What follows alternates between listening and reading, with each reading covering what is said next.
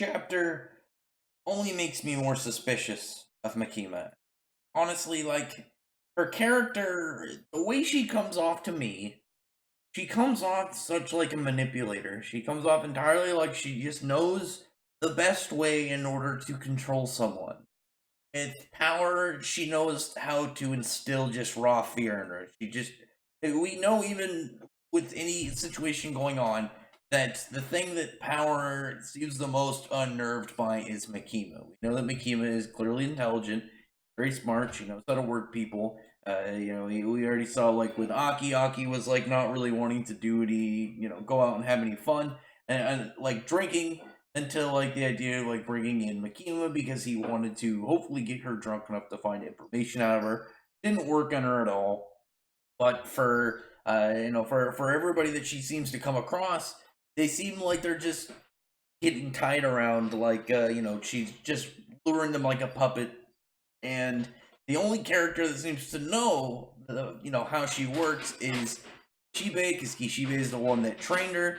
And out of everyone that's able to do it, this one character seems to have that capability.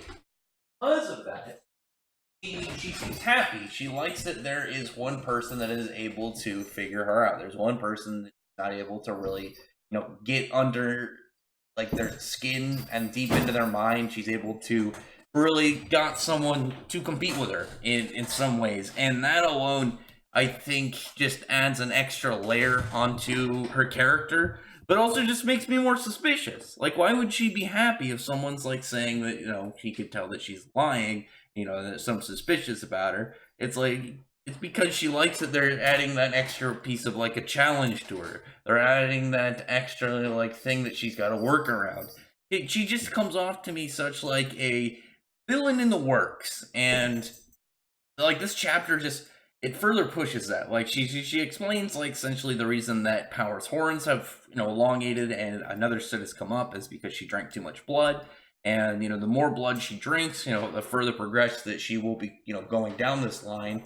And she needs to have her blood drained every once in a while because she'll just, become more like monstrous, more aggressive, more arrogant. The more that she has, and the more blood that is left unchecked. And because of this, you see Power's face. Like, Power is very nervous. She's afraid. She doesn't want to go with Makima. And Makima talks about, taking her and, draining her blood in order to get her back to the way she was prior. She's like, yeah, I got to take her with me and go do this. And when she says it to Denji, Denji is, given this question.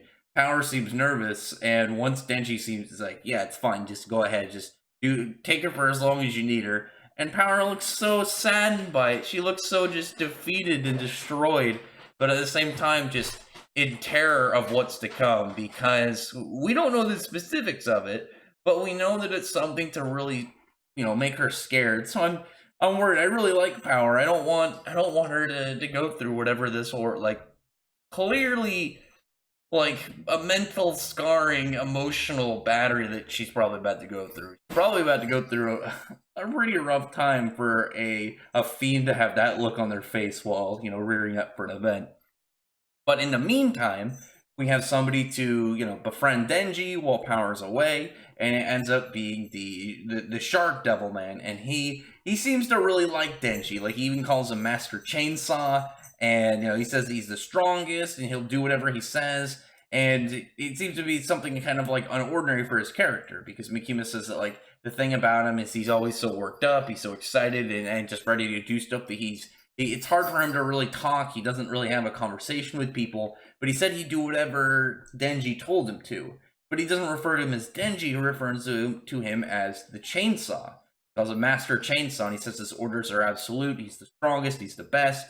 And there are two things that I'm very curious about. And that is, if he's referring to Denji just as the chainsaw because that is his power, or if he's talking about the chainsaw devil ability specifically, like, the theories around Pochita's previous, like, status.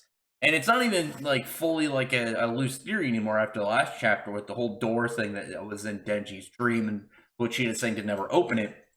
But, is this character, this Shark Devil Man, is he in allegiance for the Chainsaw Devil for like just starting now? Maybe he was a fan of him, or was he prior? Well, like maybe before Pochita got hurt and Denji and him finally met each other. Well, I can't really say finally met each other. Their fateful meeting until that point was maybe like the maybe before the Shark Devilman became a Devilman became a feed.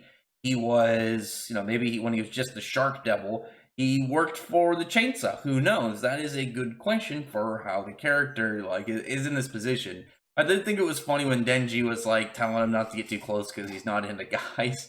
I mean, in a normal sense, it'd be like, oh, maybe he just likes you, maybe he's a fan. But this is a dude in his underwear that you never really talked to, like jumping on him and then being extremely affectionate and calling him Master Chainsaw was, and it'd probably be creep out most people. But at that point, Makima ends up telling Denji like that he's going to take her, that she's going to take him on a date, and they're going to go watch movies all day.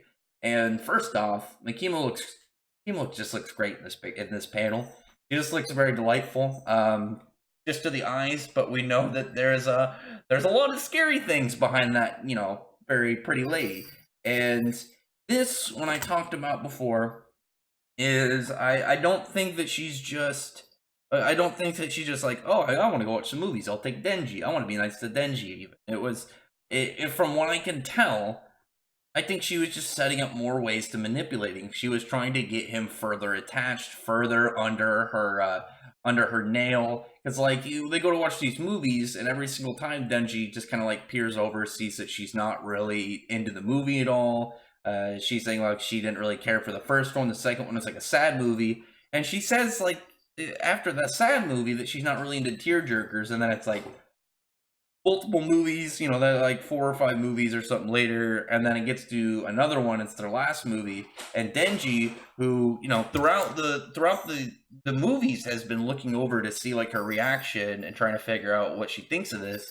He starts kind of like tearing up over some sad scene, and he looks over, and Makima is just like straight dead-eyed at the not dead-eyed, locked-eyed at the screen, and she's crying as well.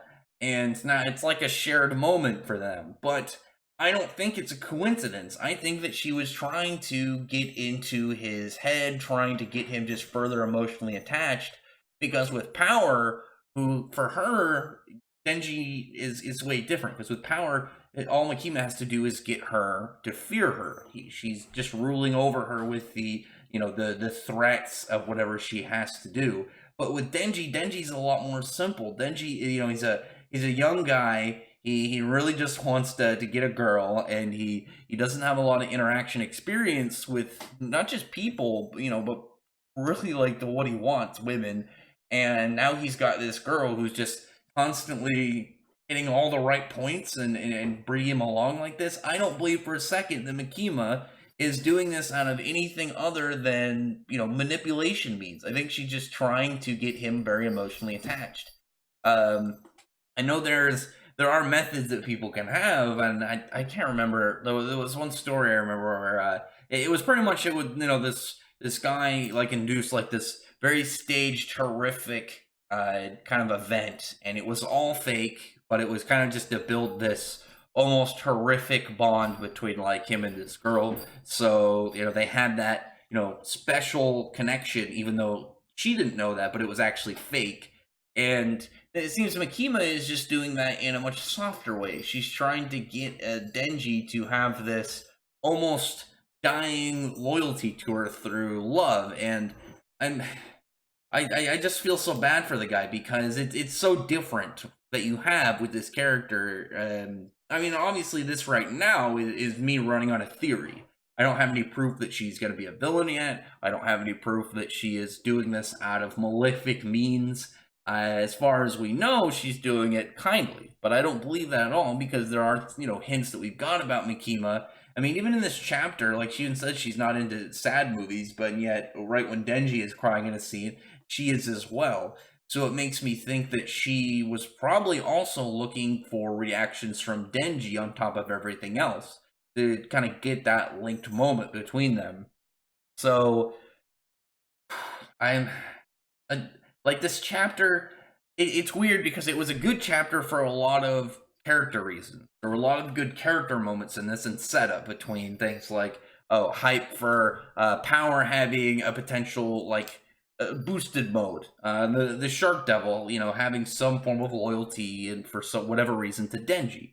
But also, obviously, Denji, like even in the last moments when he's talking to Makima and he asks her if he has a heart, because we know he's been questioning his morality, and she just stops for a moment, like puts her ear up to his chest and hears a heartbeat, and then she tells him, you know, that he does have one, and then starts walking again. Again, she's just wrapping the dude around her finger. She's getting that leash on his heart and is going to have that. I think it's there's a time in I'm trying to remember. I think there's a difference between ruling over someone with fear, because when they're afraid of you, they're always going to be looking for a way to get rid of you. They're going to be looking for any opportunity they can have to end that fear. When somebody is loyal to another through undying like conviction of strong feelings, like positive feelings, then they're going to want to not only follow them, but they're going to want to protect them. They're going to want to keep them. You know, it's like, you know, you take a bullet for somebody you love. I mean, you can work for somebody you hate, and it's like, you know, I'm gonna follow this person for whatever reason, but once that opportunity is for them to get gone, I'm going to go with whatever will end them. But if it's for somebody you love, you're gonna like potentially sacrifice yourself for them. And so that's just what I feel like here we have Makima setting up for. Like, no matter what, it's like maybe she knows about what the chainsaw was like before it became Denji. Maybe that's why she was going to this building. Maybe it wasn't the zombie devil, it was actually the chainsaw that she was after. And she sees now the chainsaw as, you know, merged into Denji, this much weaker version, very naive, silly boy. And she was that. Maybe that's why she hugged him. Maybe that's why she was happy, because of the fact that it was such a malleable, useful thing that she was going to be able to take control of. So, tell me what you think about this. There's a lot of really good villains right now in Jump in general, but also in a lot of new shonen. And a lot of new shonen, you have characters like Geto, Jujutsu Kaisen, Mahito, also Jujutsu Kaisen. You have Dragon Joe from Eden Zero. You have Tamura from My Hero Academia. Morris has potential for Black Clover, but obviously he's barely been mentioned, so I can't really use him. But as is, legitimately, if Makima goes down this villain route, I think that she has the potential to be the top new gen villain for any of these shonen series, because she's different. She's built up in a very interesting way. She has that just master manipulator vibe to her. She has that just very much. I just realized, like, in the middle of this, like, I've had this panel like offset very oddly this entire recording, but yeah, she just has this very strange vibe to her character as she goes about it, because you can't tell if she's 100%, like, you can't 100% tell if she's going to be a good guy or a bad guy in the end.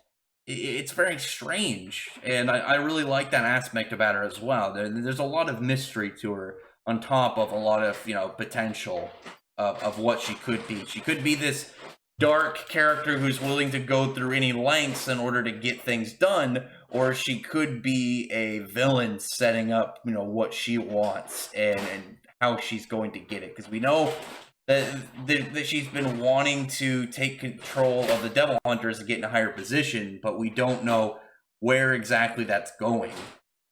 So tell me in the comment section below what you thought about this chapter, how you think this is going to go. What is your opinion, Makima? I don't know if I'm alone on this one, but I do think Makima has the highest potential right now, looking at a lot of at least the new generation villains for shonen. She just seems to have that raw, just untapped goldmine level to her. But again, that's potential, that's not indefinite.